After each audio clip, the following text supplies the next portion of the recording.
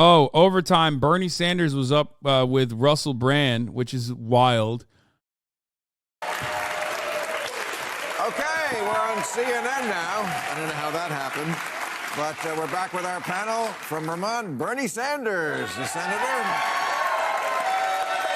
Host of Showtime's The Circus, John Heilemann, and actor and comedian Russell Brand are back with us. Okay, so here are the questions. Not that it matters. Like, fucking, he runs again. People are going to be like, he's too old. So is Joe Biden, but that don't matter because he's the most electable. Because why? Because the TV man told me so. But, you know, he runs again. I vote for him again. You know the song and dance. I don't give a fuck. Ultimately, though, no, I don't think he's going to win. People wrote in, I guess this is for you because it mentions the Brit Awards.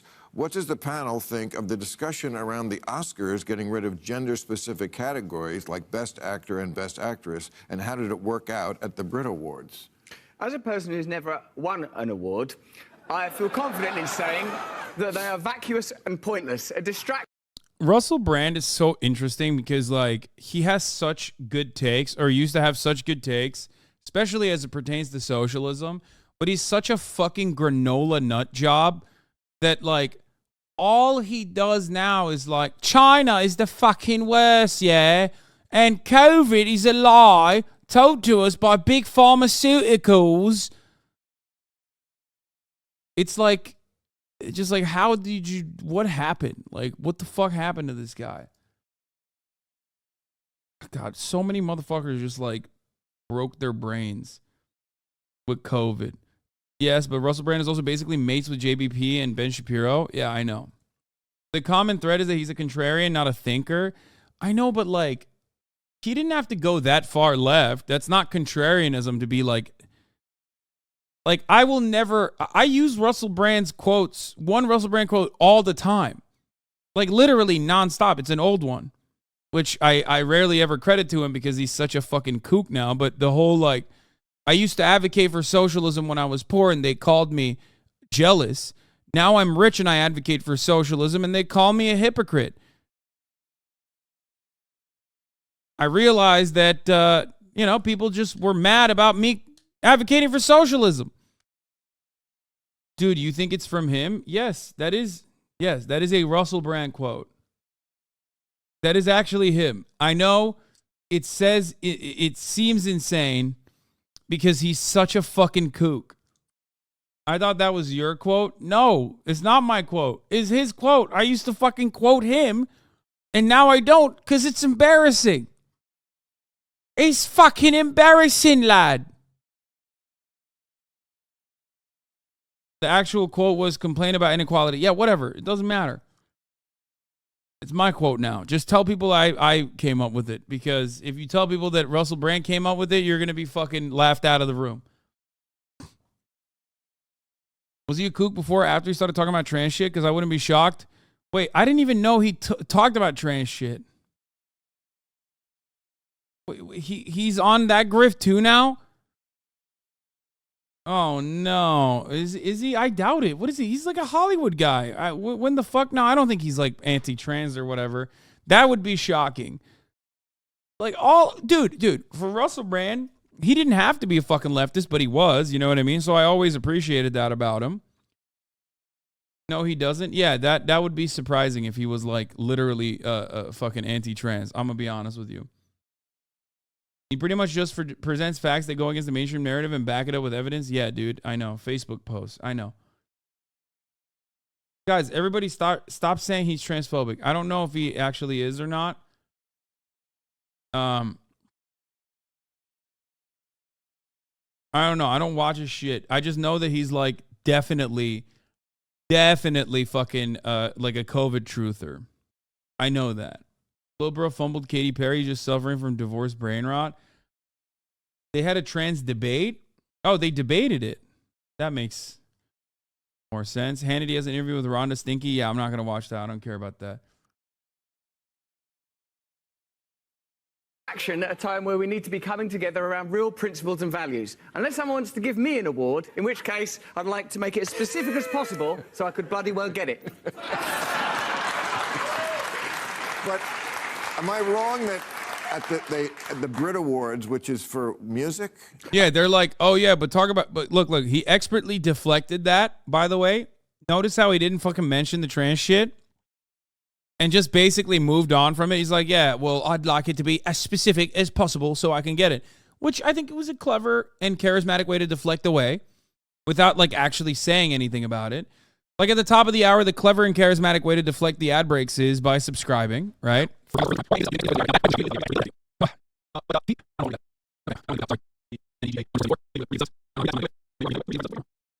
I thought I did a good job. Here's the 3-minute ad break now.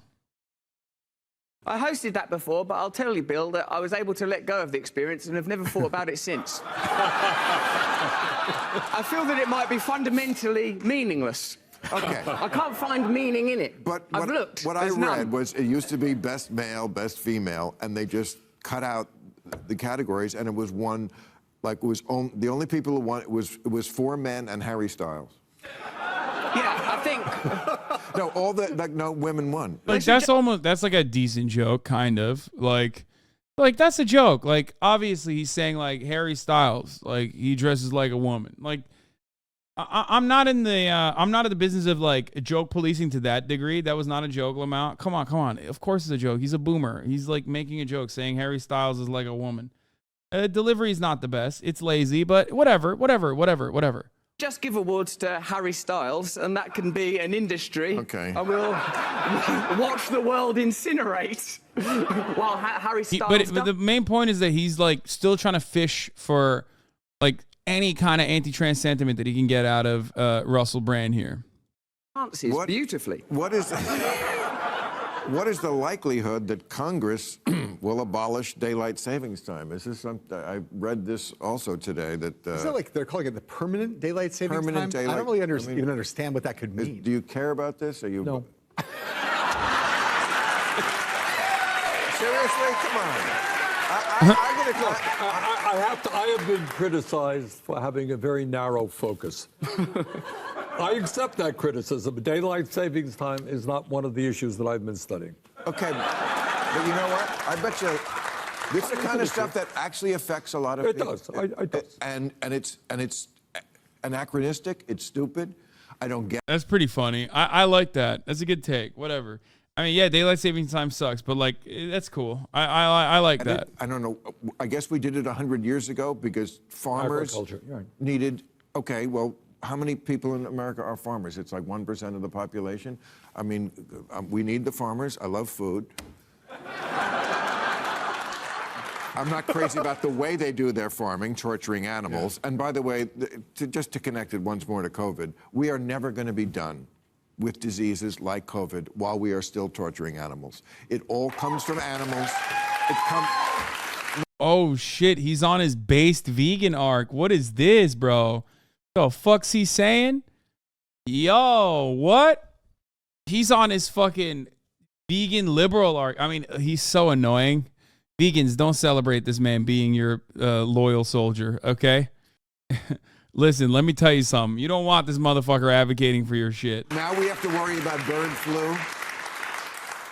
Bird flu. It's birds and pigs. We're back in the wet market again, where it's like it's the reality. It's like there's bad shit that goes on in those places. That's right, and that's why that also could be where it came from. But it always jumps from animals to people, and it wouldn't. It's so funny. He's like, "Wow, animal production is so horrific." It's like we need to stop farming animals. Like, it's really fucked up. But also, if you're a human being and you have student loan debt relief, then fuck yourself. You're a lazy piece of shit who's just going to buy drugs with the extra financial security you have now. Like, thanks, man. If we didn't pen up the animals and torture them before we eat them. It seems like... And let me be non-funny. You know, your point about sickness and the possibility of future pandemics absolutely speaks to the need for international cooperation. Because a pandemic is not going to be an American issue. It's not going to be a Chinese issue. We're going to have to bring the world together to deal with climate, to deal with pandemics. Okay. Should law enforcement be policing TikTok in order to crack down on illegal trends like the viral challenge to steal Kias and Hyundais? Oh, yeah. Do you know about this? There's TikTok videos that show how you could, with just I think, a screwdriver and a iPhone charger, you can hotwire a Kia and Hyundai, so like they're being stolen left and right. What do you think about TikTok? That's another thing that's before Congress. Somebody has a bill to ban TikTok, certainly for people under 16. I think that's Josh Hawley. Shouts out to the Kia boys. Well, I think the concern is TikTok is a Chinese-owned company, and you're seeing states and the U.S. government not wanting to use it for fear that some secretive information could fall into China. This is Facebook meme news. I mean, no, there is definitely... Kias and Hyundais are pretty easy to steal and hotwire, from what I understand. Like, literally. They do actually steal them a lot. Because kids don't have shit to do. Like, we've watched it. We know why they do it. I talked about it. It's because they have no fucking, like, they have no opportunities at school. They don't even have, like, fucking enough books at school. Everything is underfunded, so they got nothing going on. They're bored. They just, fucking steal Kias and Hyundais and joyride them. This doesn't make it okay. My goal is to, of course, stop that from happening. And if you want to stop that from happening, all you have to do is offer these kids who are otherwise, like, fairly industrious. You know what I mean? It takes a lot to learn about and be able to do that kind of thing. Just arm the Kias, give them guns. No, just after school programs, public parks, basketball leagues, sports leagues in general. These are things that demonstrably decrease juvenile criminal behavior. Okay, I ran the ad already. Yeah, get the kids to work in the fucking auto shops, like, straight up, like, as not like literally work for money. I mean, like learning programs, like trade programs early on.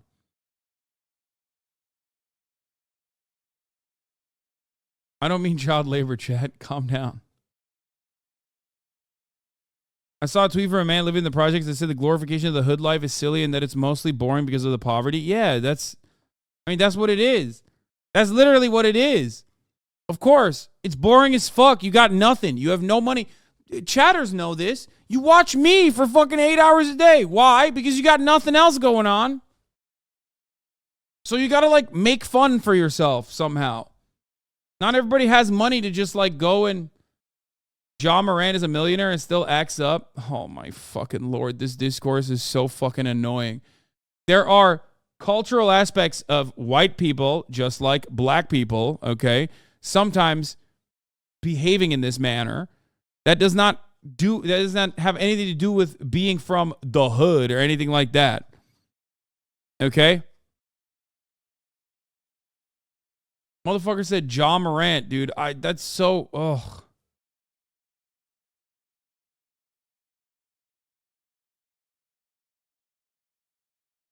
Let's finish this Bernie Sanders video. Well, but also it's rotting the minds of our young people. Well, it's a whole other story, but that's beyond TikTok, isn't it?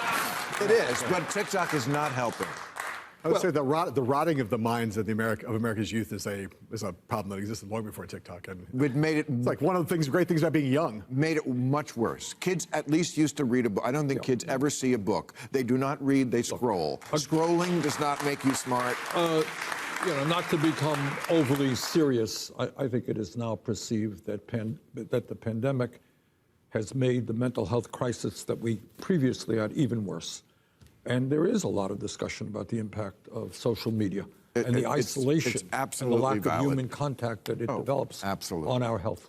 All right. Russell, what are your thoughts on the UFOs that were intercepted and shot down by the U.S. military last month? I don't know if they're referring to the Chinese balloons. They were not UFOs because we know what they were. They were Chinese balloons. But there were other things. There were some things that they shot that we didn't get, and we don't know what they are. And there are things that we haven't found out what they are after we did shoot them down.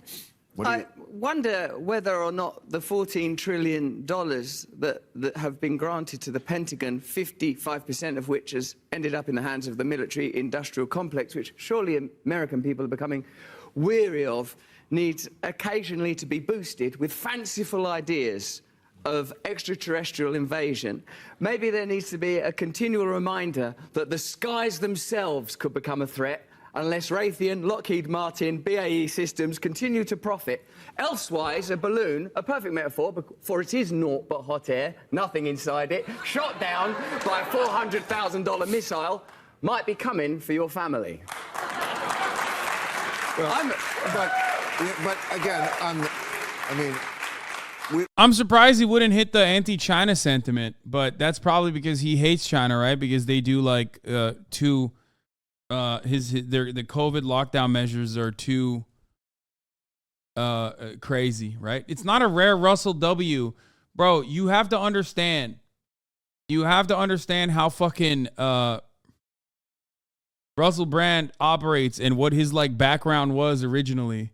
That's not a rare take for him at all. If anything, his new takes are the rare ones in comparison to where he used to be and what he used to say. His new dumbass takes are the fucking rare ones. We were just saying here, we all should be skeptical and have open minds on everything. It is possible that there's life on other planets that are visiting us or scouting us. I mean, there are even the U.S. Even the U.S. You've upset him. I'm just saying it's possible. Carl Sagan said it is possible. Okay. But if you think that something from another universe came all the way here and was just kind of dragging around and was shot down very easily, I think if it's a UFO, they would have done a little bit better in avoiding and evading that kind of missile. First of all,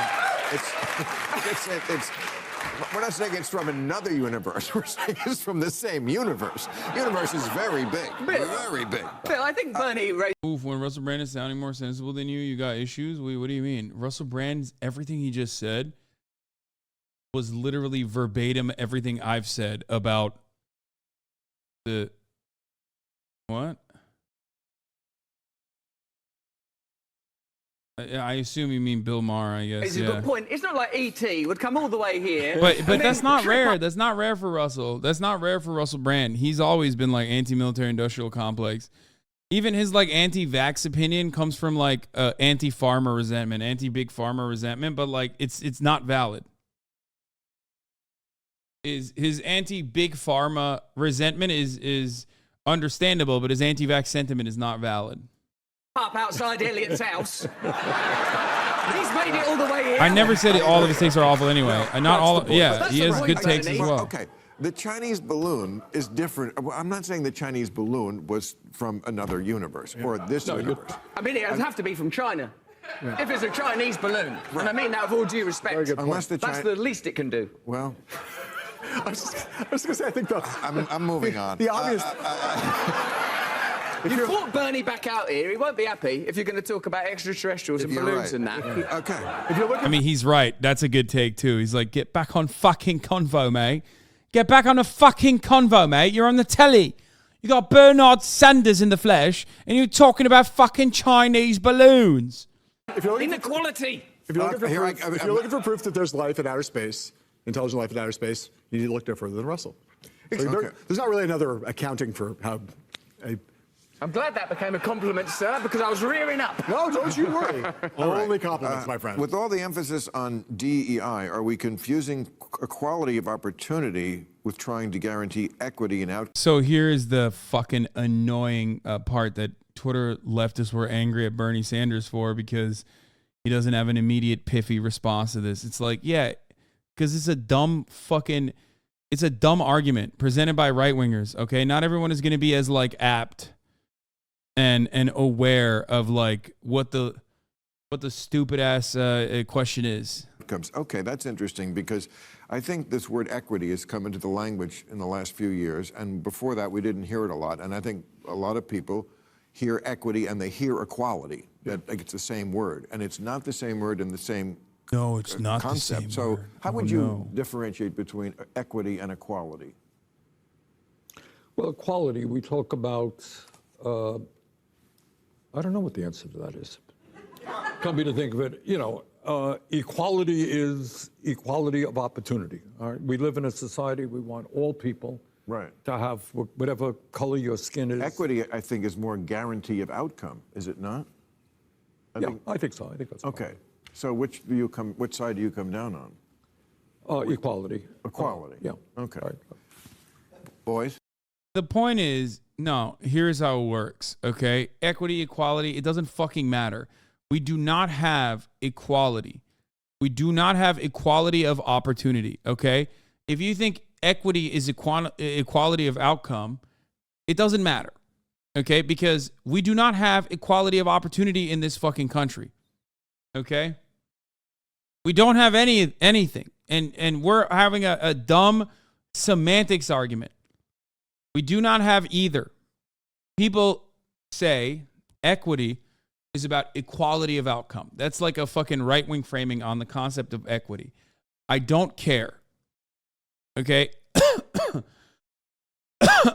Because everyone ultimately is just simply talking about everybody being able to have, everyone being able to prosper. Okay? It's just stupid. It's a stupid semantics conversation.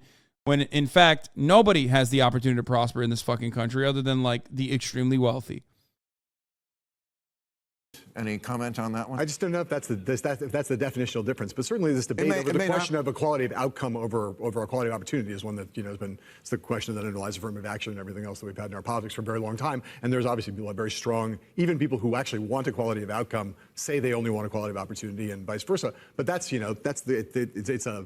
that issue, that core of that, what do you actually want? And I think Bernie is where everyone says they want to be, but there are in fact programs that have been designed to actually engineer equal outcomes, not just equal opportunity, and that's where a lot of the controversy has arisen. Okay. What? More. Like what? What is the what? No. What outcomes? Who has engineered equal outcomes? God damn, bro. Is there not a single normal person here? Like, what the fuck are you? What? No, none of that outrage is real. As a matter of fact, this conversation is literally using this conversation in and of itself plays the exact same role as the equity versus equality debate. It is a simple deflection away from the material realities that there is no material equality in this country, that there is no equal opportunity in this fucking country. Okay? That's it. That's it. That's the main point of contention here. Okay? Are you saying affirmative action programs aren't real? Affirmative action programs are bullshit, and not for the reason why you think they're bullshit, okay? That's so fucking stupid. You think affirmative action is proper restitution for slavery and segregation? You got to be out of your fucking mind to think that, okay?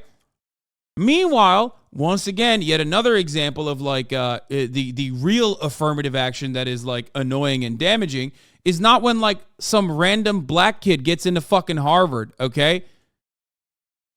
That's when people who buy library wings to Harvard, whose parents got into Harvard, get into Harvard as well.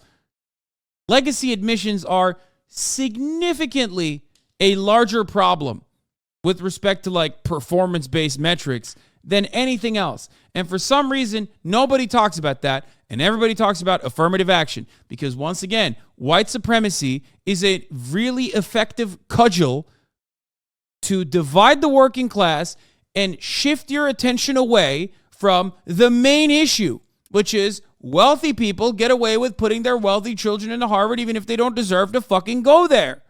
Harvard body does not even resemble the diverse body of the American population, and it certainly does not resemble the diverse body of the American population based on class position, or rather, not class position, but instead, what their parents do, okay? What, do you think like 90% of America is extremely wealthy? No, but 90% of Harvard is. What is it, 65% of Harvard is legacy admissions? You think they all deserve to be there just because their parents are there? Shut the fuck up. That's the real non-equality and non-equity fucking position. And you never talk about that. Wait, is it? Actually, it might not be as hard. It's not 65. I think 65 is non-legacy maybe. Let's see. Harvard legacy admissions rate. 36% of Harvard is a legacy student. And it's gone up.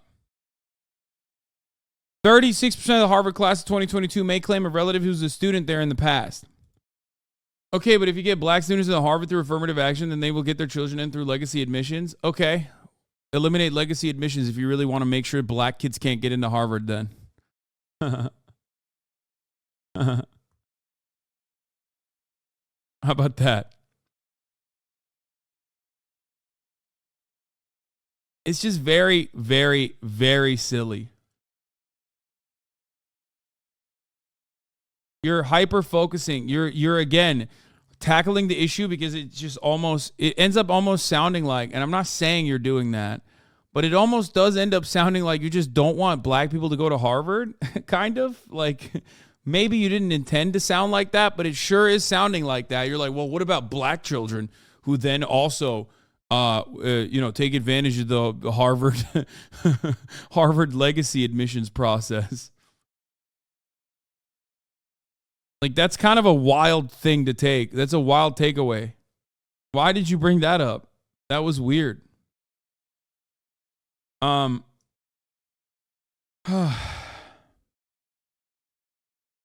of white students are legacy athletes related to donors or staff. Holy fuck. 43% of the white students. Sheesh. 43% of the white students are legacy athletes related to donors or staff. God damn. And by the way, Harvard athlete means no athlete scholarships. So that means that they're rich too. So like they were able to get in on, they were able to get in on that. That's Harvard doesn't have a good team for many reasons. But one of the main reasons is because you don't actually get a scholarship for, athletics. So nobody who's actually good is going to go to the fucking school.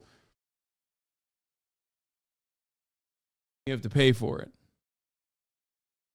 Bro, would you not agree that a lot of people in legacy programs have merit and deserve to be there? Shouldn't they be rewarded for their hard work? Brother, that's crazy because you made the assumption that, one, black students do not have merit.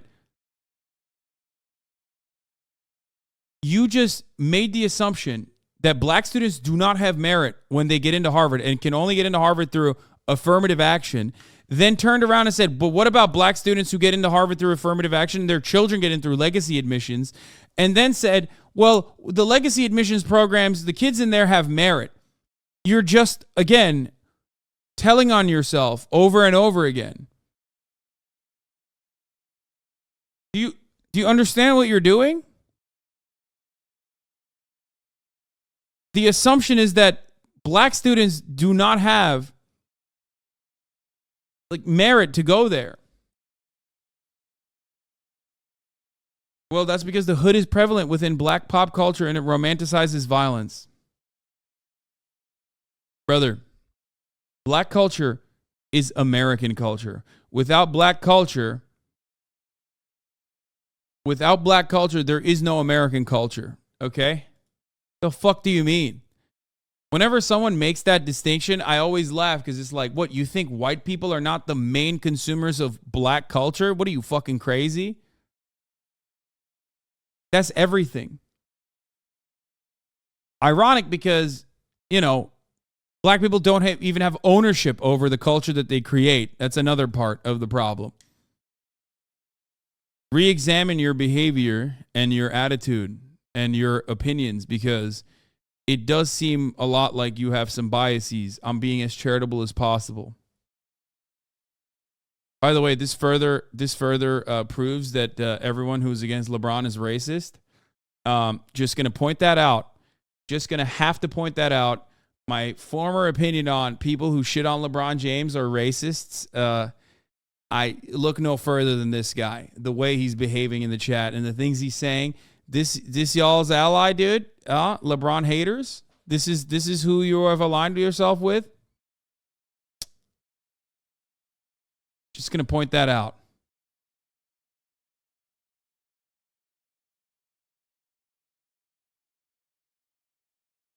Okay, bro, enough with the anecdotes. I'm just saying.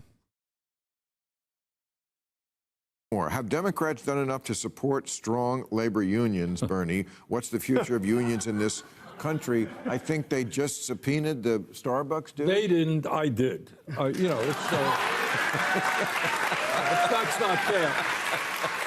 No, look, we're not going to have, that is an issue I do know something about, and that I pay attention to. And the bottom line is that you're not going to have a middle class in this country unless workers are able to stand up, organize, form unions, and negotiate for decent contracts. And what we're seeing right now is more and more workers wanting to form unions, but you're seeing companies like Starbucks and Amazon and Apple and other large corporations really engaging in illegal union busting. So we have asked the leader of Starbucks, the head of CEO, Howard Schultz, to explain to us why he thinks it's acceptable that over 50 occasions the NLRB has said they have broken federal labor law in breaking unions. So we hope to have him come before our committee. There will be a vote on Wednesday, a vote on subpoenaing him. And it does seem like there is a strange sort of hypocrisy there, because these are usually liberal companies. I think Whole Foods also. And it's like they care a lot about the indigenous people of the Bolivian Andes, but not about some worker in Cincinnati. You got it. All right. They're very liberal about everything except whether workers can form a union and earn decent wages. They're very liberal except whether or not we ask them to pay their fair share of taxes. They're not so liberal then. That's All right. Thank you, everybody. Thank you, CNN. Kind of an unproductive conversation for Bernard. I'm gonna be honest.